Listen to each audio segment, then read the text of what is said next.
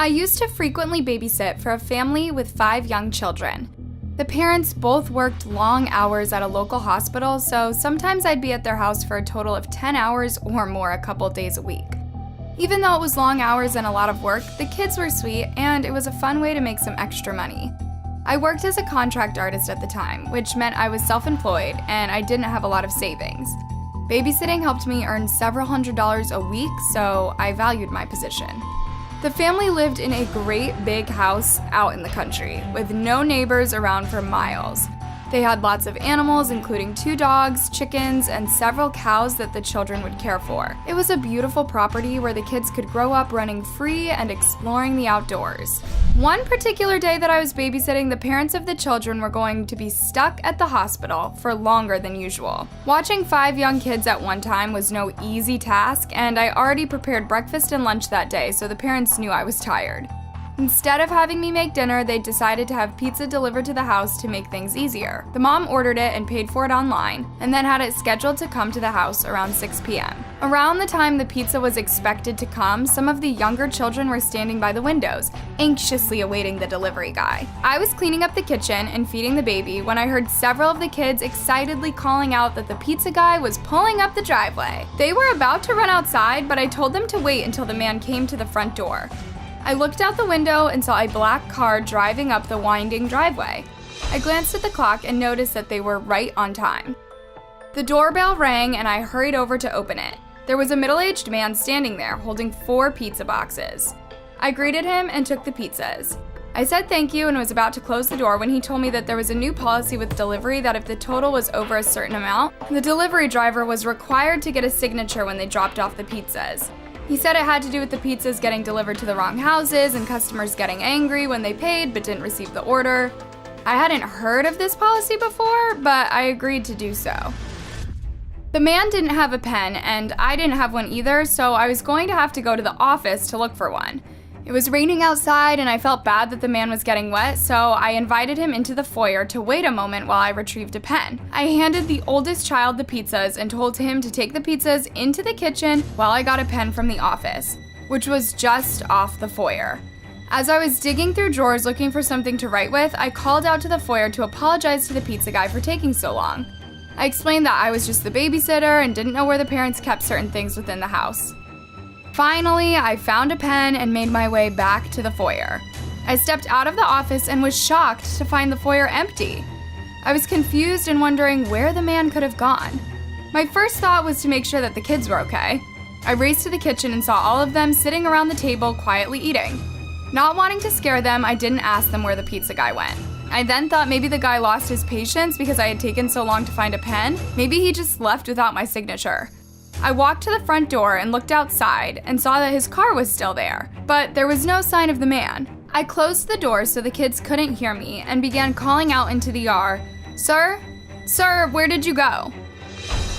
There was no response. I gave up and went back inside. At this point, I was starting to panic. There was a stranger hiding somewhere in the house and I had 5 kids' lives I was responsible for. I decided to check the downstairs bathroom, thinking maybe he used it without asking. It was not necessarily a crazy thought that he had just helped himself, but he wasn't there. Finally, I had to do what I was dreading, which was check upstairs. I had no idea if this guy was crazy or dangerous. All I knew was that I had to find him right away and get him out of the house before he did anything to the children. Once I got upstairs, I began checking the bedrooms, but each one was empty. I was about to turn to go back downstairs when all of a sudden a hand was clamped over my mouth and someone had grabbed my arm, holding it tightly. I turned my head quickly and saw it was the pizza guy, who had a terrifying look on his face. He pulled me roughly into the master bedroom, closed the door behind us, and sat me on the couch. The pressure of his hand on my mouth let up just enough for me to let out one loud scream. He immediately put his hand back on my mouth and pulled a knife from his pocket with the other hand. He said if I made any noise again, he was going to use it on me. He then told me I was going to round up all the valuables in the room and give them to him without making a sound. If I did as I was told, no one would get hurt. But if I didn't, he said the kids would be in danger. He asked if I understood what I was supposed to do, and I nodded my head. He released his hand from my mouth and allowed me to stand up. Because I couldn't speak, I wasn't able to tell him that I was just the babysitter and didn't know where the parents of the house kept their valuables. My heart was pounding. I made my way to the dresser and began going through the drawers. My panic increased as I saw that there were just clothes inside, nothing that looked to be much of value. "Hurry up," the man said harshly. I looked over at the vanity and was relieved to see a jewelry box sitting on top. I opened it and found several lavish-looking diamond necklaces and earrings. I handed them to the man, but he still wasn't satisfied. "I know you've got more in this room than that," he said. I walked to the dresser and opened the door, praying that there would be something inside that would appease the man enough to leave me alone. But before I could look, the bedroom door was suddenly kicked down and the room was filled with screams of police officers instructing the man to put his hands in the air. I was in complete shock, as I hadn't had a chance to call the police. The man tried to run but was captured instantly and put into handcuffs. He was escorted out of the house and into a patrol car. As it turned out, the oldest child had heard my scream and called 911, while keeping the other kids calm. As for the pizza delivery guy, investigators claimed he was having a manic episode and that he was booked into a mental hospital. I'll forever be grateful for the oldest child's quick thinking, which likely saved not only my life, but every one of the kids. When I was in high school, I was working several jobs to try to save up to pay for college. Even though I spent nearly every free moment I had working, I was struggling to make much money. In my town, most places that paid well would only give jobs to people who were 18 and up, and I was only 17. One of my friends suggested that I try to get a nannying gig and that she made several $100s a week just from watching some children after school and on an occasional weekend. That sounded better than making $7 an hour in a hot kitchen serving hamburgers like I had been doing, so I decided to try it out. When I got home from school that day, I went online and pulled up the community Facebook page for my town. I recalled seeing posts from 3 pretty frequently by people asking for a babysitter, so I figured this was probably a good place to start. I made a post saying that I was open for a nannying job, was CPR certified, and had my own transportation. I finished off the post by saying what days and times I was available for and mentioned that I had experience babysitting neighborhood children in the past. Within an hour, I got several responses from people who were interested. One particular family caught my attention. They were located within 10 minutes from my house, which meant I would barely have to use any gas. Plus, they were offering to pay $20 an hour to watch only one child. This was far more than any other families were offering, so I immediately reached out to them and told them I was interested. Part of me was curious about why they were willing to pay so much money for only the one child to be babysat, but I just assumed they were on the wealthier side or particularly desperate for childcare. I reached out to the mother of the family through direct message and told her that I would be interested in watching her child. I mentioned that if she would prefer, I could hang out with the child with her present just to see if I was a good match for what she was looking for. She thanked me for offering but told me there was no need and that she felt confident due to my past experience that I would be able to do a good job. She gave me her phone number and asked if I could come over in the afternoon of the upcoming Saturday. She explained that her husband worked long hours throughout the week, which meant that they had very little time together as a couple. They were hoping that through hiring a babysitter, they would have more time to spend quality time together and work on their marriage. Coming from a family with 2 parents who worked constantly to keep food on the table, I completely understood their situation and was excited about the fact that I would be able to help them out, even in this small way. I agreed that I would come on Saturday and would watch their child. The mother thanked me and explained that it would just be their little boy Charlie, who had just turned 6 years old. She said that he would be very little trouble and the most I would have to do was prepare dinner for him and ensure that he got all of his homework done before bed. When Saturday rolled around, I plugged the family's address into my GPS and then followed it to their house. It was located in a well-kept, middle-class neighborhood. The family's home appeared completely normal, with a white picket fence and carefully trimmed hedges. I rang the doorbell and the mother answered, a big smile on her face. She greeted me warmly and welcomed me inside. Her husband also said hello and was very friendly. The mother called Charlie to come downstairs and meet me. He was a small boy with black hair and glasses that made his already large eyes appear even bigger. He gave me a polite greeting before looking away. He was quiet, but I thought nothing much of it since many children are shy when first meeting someone. The mother gave me some brief instructions before waving goodbye and telling me that they planned to be home around 9 p.m. and that Charlie's bedtime was 8:30 p.m. When they left, I asked Charlie if he had finished his homework for Monday yet, and he shook his head no. I told him that I would help him finish it quickly and then he could play the rest of the evening. He sat at the kitchen table and pulled several books out of his backpack. The first one he opened was a math book. I was shocked to see that the level of math he was working on was way beyond what a typical 6-year-old child would be working on. It was closer to high school level content. I realized that he must be in an advanced program and have special gifts. I asked him if he needed any help, but he only shook his head and breezed through the work faster than I ever could. About 30 minutes went by and he told me he was finished. I checked his assignments and sure enough, he had completed everything on the list in that short period of time. I was both stunned and pretty impressed. He asked me if he could watch television and I told him that was fine. I went into the kitchen to get dinner started, leaving him alone in the living room for several minutes. After I had put a frozen pizza in the oven, I went back to the living room to check on Charlie. I had been expecting for him to be watching a cartoon or some sort of children's show, but that wasn't what was playing. Charlie was seated in the front of the television, intently watching a crime documentary about a woman who had been brutally killed by her boyfriend. I gasped and snatched up the remote to turn the show off as fast as I could. Charlie instantly became enraged and yelled, "Hey, I was watching that!" I told him that that show was not appropriate for someone his age and encouraged him to go outside and play until dinner was ready. He did as I said, but slammed the door on his way out. I sighed and headed back to the kitchen. This was going to be harder than I anticipated, it seemed. When the pizza was done, I took it out of the oven and put it on a plate for Charlie's dinner. I then headed out into the yard to tell him it was time to eat. I found him near a bush, crouched down in the yard. I walked quietly so I could see what he was doing before he knew I was there. I glanced over his shoulder and was shocked to see that he had captured a wild baby bunny. He was squeezing it with one hand and had a jagged rock in the other that he was holding up in the air. "Hey!" I screamed, causing him to jump. "Let that thing go," I said, yanking the rock away. Charlie released the bunny, which instantly hopped away out of sight. "What were you going to do to that bunny?" I asked him. Charlie looked at me with a terrifyingly straight face. "I was going to bash his head in," he told me. I was too shocked to know how to respond, so I simply told him to come inside because it was time for dinner. As we walked back to the house together, I told myself this would be the last time I'd ever babysit for Charlie. He was giving me majorly creepy vibes, and I was starting to think that there was something wrong with him. I didn't care how much his parents were offering to pay me, it wasn't enough.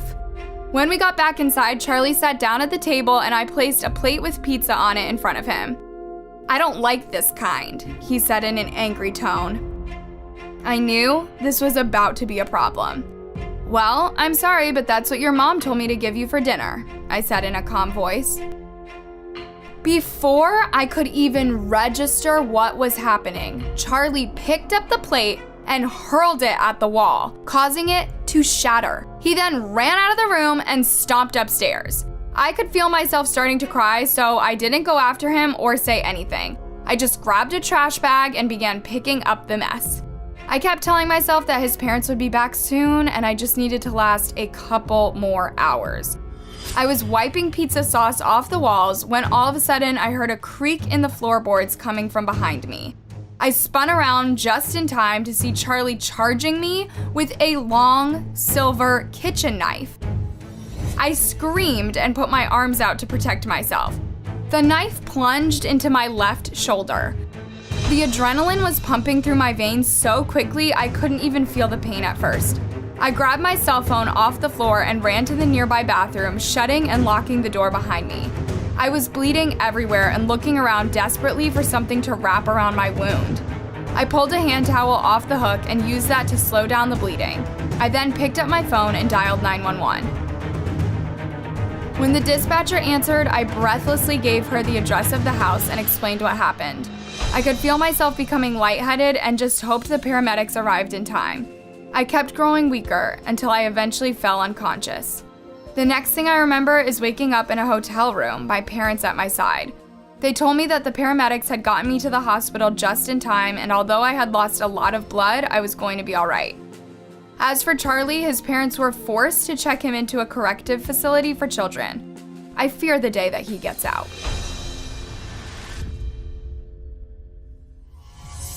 My parents were always very protective of me, as I was their only child.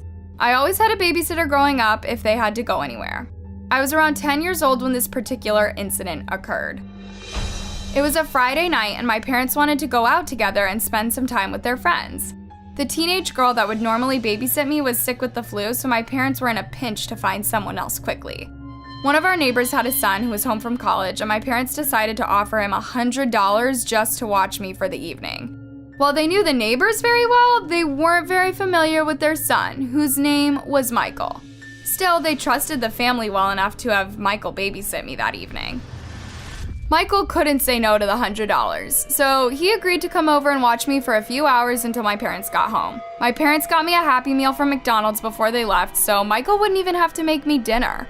All he had to do was sit on the couch for a few hours and make sure nothing happened to me.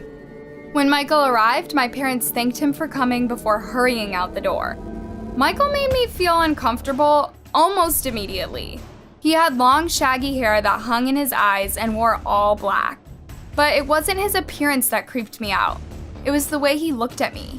He stared at me for a long time without breaking eye contact. Finally, he cleared his throat and asked me what I would like to do.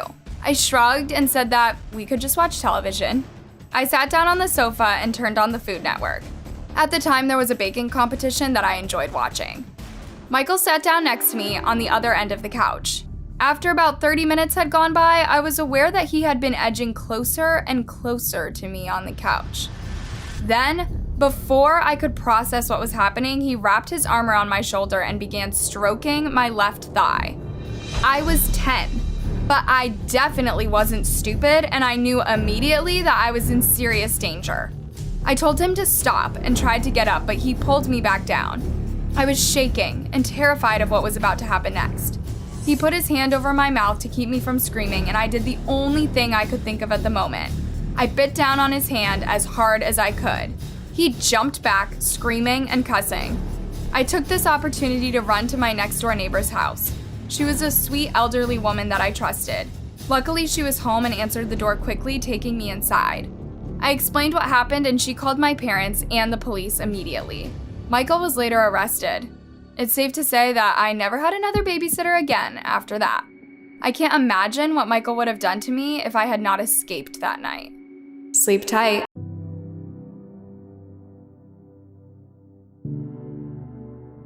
Hoodening. It was on the eve of the great Lord's birth that we were felled by the corpulent weight of our own Fury's wrath. Twilight had fallen, and festivities were just starting. By some act of a righteous, benevolent God, I had been chosen as this year's leader for the Hoodening, the annual Yule parade of our sacred cloaked equine. The creature we'd crafted this year was a right sight, a massive gaping maw, big marbled eyes, and a coat as long as I'd ever seen.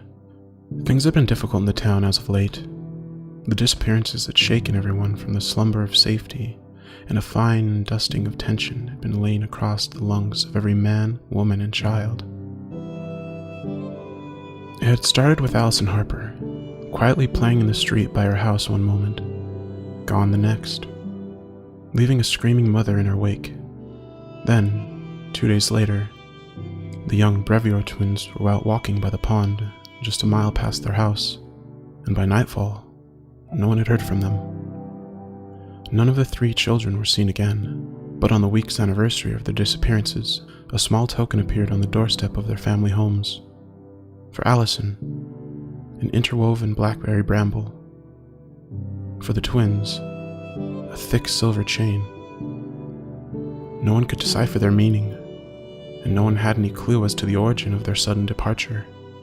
In the last 2 months, a half-dozen more children have been lost, sucked into the wind without a trace. At first, the entire town was in a full-on panic. Then, as if by some grand mystic hand's wave, A hush fell, and it became the norm, almost accepted, almost expected.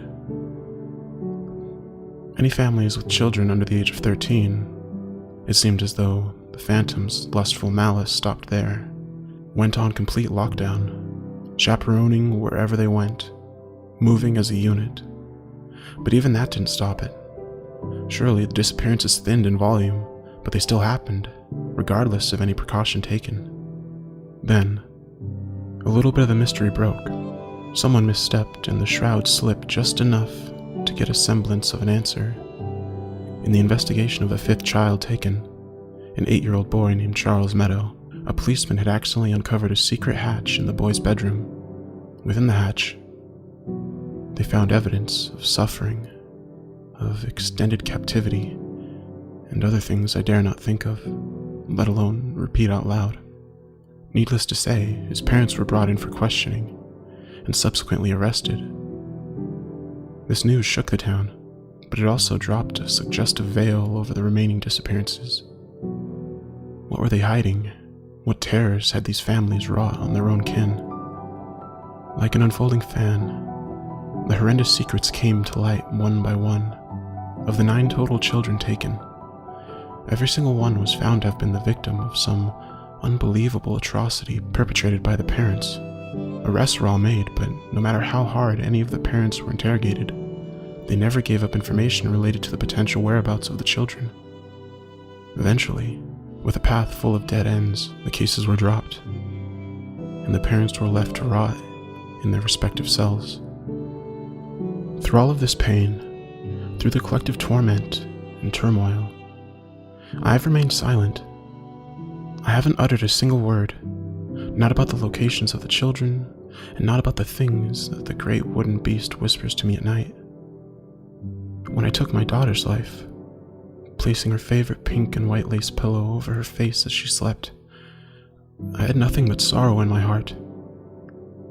I didn't know its purpose back then, but I now realize that I was meant to commit to a higher cause, to herald in the new age for our community and cleanse our crimes through the compassionate breath of fire.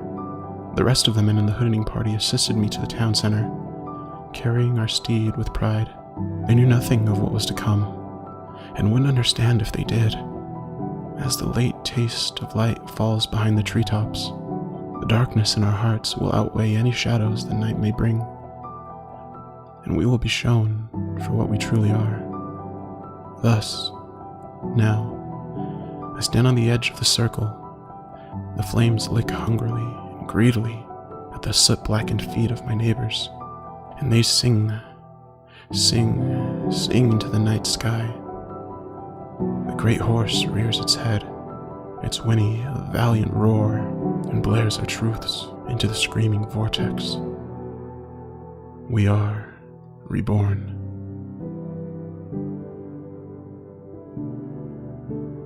Hey everybody, I hope you're enjoying this marathon that I'm doing with Decomprosed. He's going to be writing 31 stories throughout the month, and so I'm going to be narrating each one of those. I got a little bit behind, but I'm starting to get caught up, so you can expect at least one video a day from that, and then additional stories from other authors that I'm going to be doing, so I'm going to try to do about 1 or 2 a day, but we'll see how that goes. Make sure to like and subscribe if you enjoy my videos and the music that I compose, and you guys have a good day.